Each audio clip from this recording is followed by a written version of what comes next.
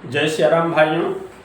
आज कथा है माता शबरी की। फिर से कथा है। जब माता शबरी अपना संन्यास ले लेती है, वैराग्य लेती है और चली जाती है वहाँ, तो जंगल में जाती है तो कहाँ पहुँचती है?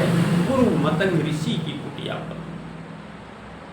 जब मतंग ऋषि की कुटिया पर पहुँची तो जा करके गुरु जी के चरणों में गिर गई और कहती है, गुरु जी मुझे भी दीक्षा दे दीजिए, मैं भी भगवान की भजन करूं। अब भगवान गुरु मतंग ऋषि जो हैं उन्होंने माता शबरी को दीक्षा दिया। अब जब दीक्षा पा गई शबरी तो भगवान की भजन करने लगी और गुरु की सेवा करने लगी। अपने गुरु जी की सेवा में लगी रहती, उनकी आज्ञा को देखती रहती, क्या आज्ञा करते हैं। इस तरह से माता शबरी ने बहुत सेवा किया अपने गुरु मतंग ऋषि की। बहुत जब सेवा किया उसके बाद धीरे धीरे ऋषि मतंग की जो है शरीर जर्जर होने लगी और एक दिन बुलाया अपने पास, कहा बेटी तुमने हमारी बहुत सेवा किया है, अब मेरी शरीर जर्जर हो गई है, अब मैं यह छोड़ूंगा, लेकिन बेटी तुम यही रहना, एक दिन तुमको भगवान राम यहीं मिलेंगे। तो सतगुरु वैद वचन विश्वासा। अब वो जो है इतना कहकर जब मतंग ऋषि शरीर त्याग देते हैं तो माता शबरी करती क्या? सतगुरु वैद वचन विश्वासा। अब सतगुरु की बात को मानकर विश्वास करके वो अब कुटिया पर रहने लगी और भजन करती, हरदम हरि का गुणगान करती रहती। उसके बाद सुबह जब होती तो सबसे पहले रास्ता साफ करती, उसके बाद फिर फूल बिछाती, अच्छे अच्छे फल फूल लाकर रखती कि हमारे भगवान आएंगे, मैं उनको खिलाऊंगी। इस तरह से जब समय बीतता गया तो एक दिन वो समय आ ही गया जब भगवान मर्यादा पुरुषोत्तम राम पहुंच गए मतंग ऋषि की कुटिया। जब मर्यादा पुरुषोत्तम श्री राम जी को देखती है शबरी तो आकर चरणों में गिर पड़ी। तो गोस्वामी तुलसीदास जी कहते हैं, कंद मूल फल सरस्वती दिए राम कहुमाम आन, बार प्रेम सहित प्रभु खायूं बारंबार बखान। अब जितना कुछ उन्होंने इकट्ठा किया था ला करके, जो अच्छे हैं उसको डलिया में रख करके ला करके देती है, प्रभु जी को खिलाती है।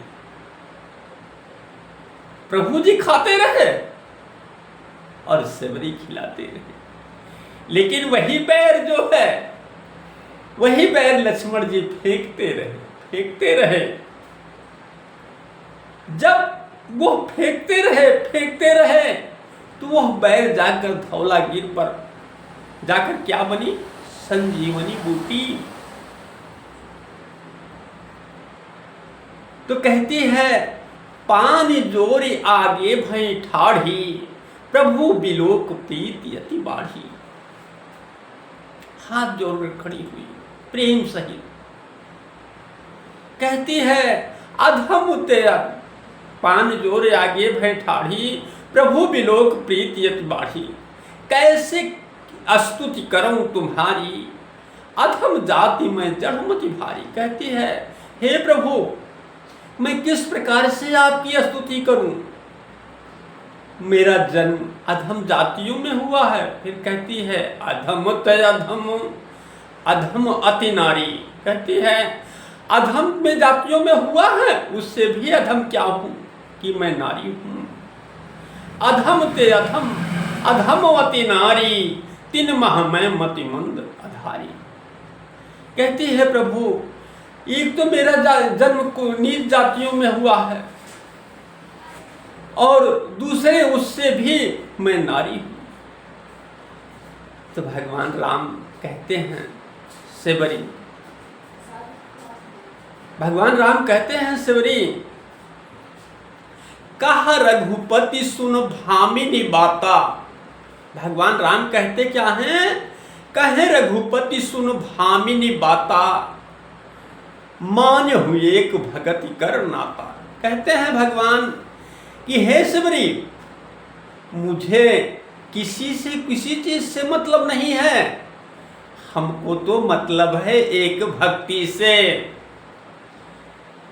तो कहते हैं कह रघुपति सुन भामिनी बाता, मान्य हुई एक भक्ति कर नाता। सिर्फ भक्ति के से ही हमको मतलब है। जाति पाति कुल धर्म बड़ाई, गुरुजन परिजन अर चतुराई। जाति पाति धर्म इससे मुझे नहीं मतलब है, हमें सिर्फ भक्ति से ही मतलब है। राम ही भगत पियार, राम भगतों से राजी, तजे विमल पकवान खात दासी घर भाजी। तो कहते हैं सिर्फ मान हुई एक भगत कर नाता, जाति पाति कुल धर्म बड़ाई, गुरुजन परिजन और चतुराई। तो भगवान राम कहते हैं सेवरी सुनो, बिन जल भगतिहीन नर सोहे कैसा। कहते हैं भक्ति के बिना बिना मनुष्य कैसा होता है? भगतिहीन नर सोहे कैसा, बिन जल बारिद देखहि जैसा। कहते हैं भगवान सेवरी, भक्तिहीन व्यक्ति इस प्रकार होता है जैसे बिना जल का बादल होता है। भगतिहीन नर सोहि कैसा, बिन जल बारिद देखहि जैसा। कहते हैं सेवरी, बिना जल के बादल के तरह भक्तिहीन मनुष्य होता है। कहते हैं भक्ति क्या है? जो पहले तुमने अपना लिया है। क्या? प्रथम भगति संतन कर संघा, दूसरे रति मम कथा प्रसंगा। पहली भक्ति है संतों का संग, और दूसरी भक्ति क्या है? मेरी कथा का श्रवण करना। गुरुपद पंकज सेवा, गुरु की सेवा में रत रहना। तीसर भगत अमान, और किसी का मान का अपमान नहीं करना। ऐसा भगवान राम सेवरी से कहते हैं। गुरुपद पंकज सेवा, तीसर भगति अपान। तो कह रहे हैं कि कपट तजकर सिर्फ मेरा गुणगान करे। प्रथम भगति संतन कर संघा, दूसरे रत मम कथा प्रसंगा, तीसर सो मम गुरु करहि कपट तज ज्ञान।